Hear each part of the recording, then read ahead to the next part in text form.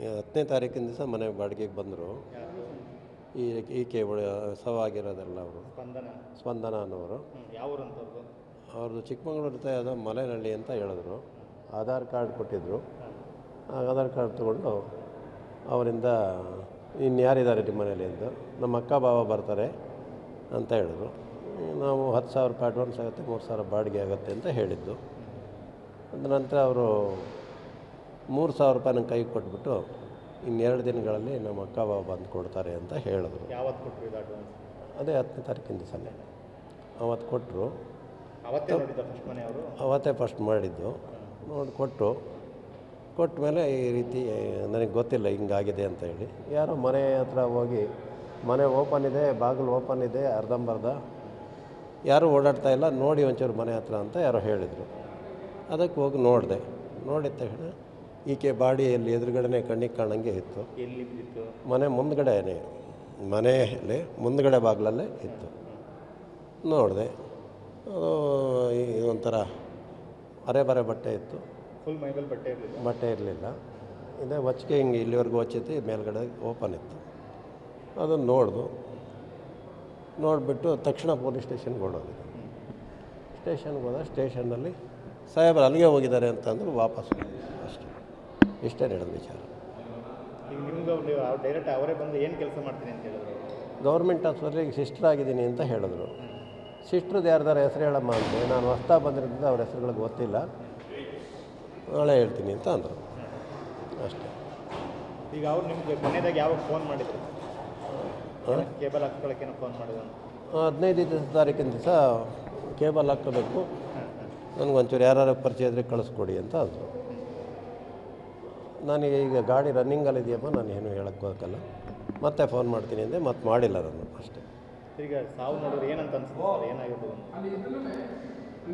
ಸಾವು ನೋಡಿದ್ರೆ ಬಟ್ಟೆ ಎಲ್ಲ ಇಲ್ಲದೆ ಇರೋದ್ರಿಂದ ಇಷ್ಟೇ ನನಗೆ ಗೊತ್ತಿರೋದು.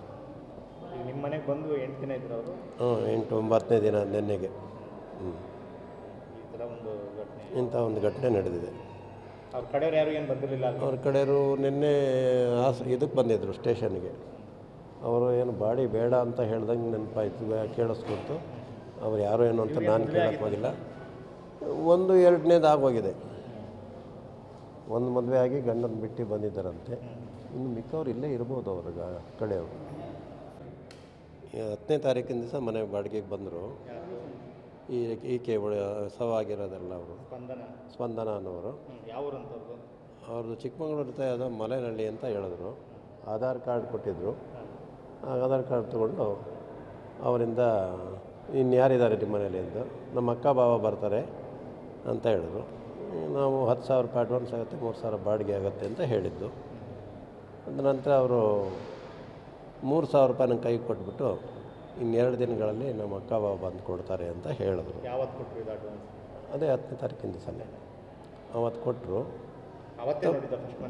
ಅವತ್ತೇ ಫಸ್ಟ್ ಮಾಡಿದ್ದು. ನೋಡಿ ಕೊಟ್ಟ ಮೇಲೆ ಈ ರೀತಿ ನನಗೆ ಗೊತ್ತಿಲ್ಲ ಹಿಂಗಾಗಿದೆ ಅಂತ ಹೇಳಿ. ಯಾರೋ ಮನೆ ಹತ್ರ ಹೋಗಿ, ಮನೆ ಓಪನ್ ಇದೆ, ಬಾಗಿಲು ಓಪನ್ ಇದೆ, ಅರ್ಧಂಬರ್ಧ ಯಾರೂ ಓಡಾಡ್ತಾ ಇಲ್ಲ, ನೋಡಿ ಒಂಚೂರು ಮನೆ ಹತ್ರ ಅಂತ ಯಾರೋ ಹೇಳಿದರು. ಅದಕ್ಕೆ ಹೋಗಿ ನೋಡಿದೆ. ನೋಡಿದ ತಕ್ಷಣ ಈಕೆ ಬಾಡಿಯಲ್ಲಿ ಎದುರುಗಡೆನೇ ಕಣ್ಣಿಗೆ ಕಾಣಂಗೆ ಇತ್ತು. ಮನೆ ಮುಂದ್ಗಡೆನೇ, ಮನೆಯಲ್ಲಿ ಮುಂದ್ಗಡೆ ಬಾಗಿಲಲ್ಲೇ ಇತ್ತು. ನೋಡಿದೆ, ಅದು ಒಂಥರ ಅರೆ ಬಟ್ಟೆ ಇತ್ತು. ಫುಲ್ ಮೈಮೇಲೆ ಬಟ್ಟೆ ಇರಲಿಲ್ಲ. ಇದೇ ಹೊಚ್ಕೆ ಹಿಂಗೆ ಇಲ್ಲಿವರೆಗೂ ಹೊಚ್ಚೈತಿ, ಮೇಲ್ಗಡೆ ಓಪನ್ ಇತ್ತು. ಅದನ್ನು ನೋಡಿಬಿಟ್ಟು ತಕ್ಷಣ ಪೊಲೀಸ್ ಸ್ಟೇಷನ್ಗೆ ಓಡೋದು. ಸ್ಟೇಷನ್ಗೆ ಹೋದ. ಸ್ಟೇಷನ್ನಲ್ಲಿ ಸಾಹೇಬರು ಅಲ್ಲಿಗೆ ಹೋಗಿದ್ದಾರೆ ಅಂತಂದ್ರೆ ವಾಪಸ್ ಅಷ್ಟೇ. ಇಷ್ಟೇ ನಡೆದ ವಿಚಾರ. ಈಗ ನಿಮ್ಗೆ ಡೈರೆಕ್ಟ್ ಅವರೇ ಬಂದು ಏನು ಕೆಲಸ ಮಾಡ್ತೀನಿ ಅಂತ ಹೇಳಿದ್ರು? ಗೌರ್ಮೆಂಟ್ ಆಸ್ಪತ್ರೆಗೆ ಸಿಸ್ಟರ್ ಆಗಿದ್ದೀನಿ ಅಂತ ಹೇಳಿದ್ರು. ಸಿಸ್ಟ್ರದ್ದು ಯಾರ್ದಾರ ಹೆಸರು ಹೇಳಮ್ಮ ಅಂದರೆ, ನಾನು ಹೊಸ್ತಾ ಬಂದಿರೋದ್ರಿಂದ ಅವ್ರ ಹೆಸರುಗಳಿಗೆ ಗೊತ್ತಿಲ್ಲ, ನಾಳೆ ಹೇಳ್ತೀನಿ ಅಂತ ಅಂದರು. ಅಷ್ಟೇ. ಈಗ ಅವ್ರು ನಿಮಗೆ ಮನೆಯಾಗ ಯಾವಾಗ ಫೋನ್ ಮಾಡಿದ್ರು? ಕೇಬಲ್ ಹಾಕ್ಕೊಳ್ಳೋಕ್ಕೇನೋ ಫೋನ್ ಮಾಡಿದ್ರು? 15ನೇ ತಾರೀಕಿನ ದಿವಸ ಕೇಬಲ್ ಹಾಕ್ಕೋಬೇಕು, ನನಗೊಂಚೂರು ಯಾರು ಪರಿಚಯ ಇದ್ದರೆ ಕಳಿಸ್ಕೊಡಿ ಅಂತ ಅಂದರು. ನನಗೆ ಈಗ ಗಾಡಿ ರನ್ನಿಂಗಲ್ಲಿದೆಯಮ್ಮ, ನಾನು ಏನು ಹೇಳೋಕ್ಕೆ ಹೋಗಲ್ಲ, ಮತ್ತೆ ಫೋನ್ ಮಾಡ್ತೀನಿ ಅಂದೆ. ಮತ್ತೆ ಮಾಡಿಲ್ಲ ನಾನು. ಅಷ್ಟೇ. ಈಗ ಸಾವು ನೋಡಿದ್ರೆ ಏನಂತ ಅನ್ಸುತ್ತೆ? ಏನಾಗಿರ್ಬೋದು? ಸಾವು ನೋಡಿದ್ರೆ ಬಟ್ಟೆ ಎಲ್ಲ ಇಲ್ಲದೆ ಇರೋದ್ರಿಂದ ಇಷ್ಟೇ ನನಗೆ ಗೊತ್ತಿರೋದು. ನಿಮ್ಮ ಮನೆಗೆ ಬಂದು 8 ದಿನ ಇದ್ರು ಅವರು. 8-9ನೇ ದಿನ ನೆನ್ನೆಗೆ. ಈ ಥರ ಒಂದು ಘಟನೆ, ಇಂಥ ಒಂದು ಘಟನೆ ನಡೆದಿದೆ. ಅವ್ರ ಕಡೆಯವ್ರು ಯಾರು ಏನು ಬಂದಿರಲಿಲ್ಲ? ಅವ್ರ ಕಡೆಯವರು ನಿನ್ನೆ ಇದಕ್ಕೆ ಬಂದಿದ್ದರು ಸ್ಟೇಷನ್ಗೆ. ಅವರು ಏನು ಬಾಡಿ ಬೇಡ ಅಂತ ಹೇಳ್ದಂಗೆ ನೆನಪಾಯ್ತು, ಕೇಳಿಸ್ಕೊಡ್ತು. ಅವ್ರು ಯಾರು ಏನು ಅಂತ ನಾನು ಕೇಳಕ್ಕೆ ಹೋಗಿಲ್ಲ. 1-2ನೇದು ಆಗೋಗಿದೆ. ಒಂದು ಮದುವೆ ಆಗಿ ಗಂಡನ ಬಿಟ್ಟು ಬಂದಿದ್ದಾರಂತೆ. ಇನ್ನು ಮಿಕ್ಕವ್ರು ಇಲ್ಲೇ ಇರ್ಬೋದು ಅವ್ರಿಗೆ ಕಡೆಯವರು.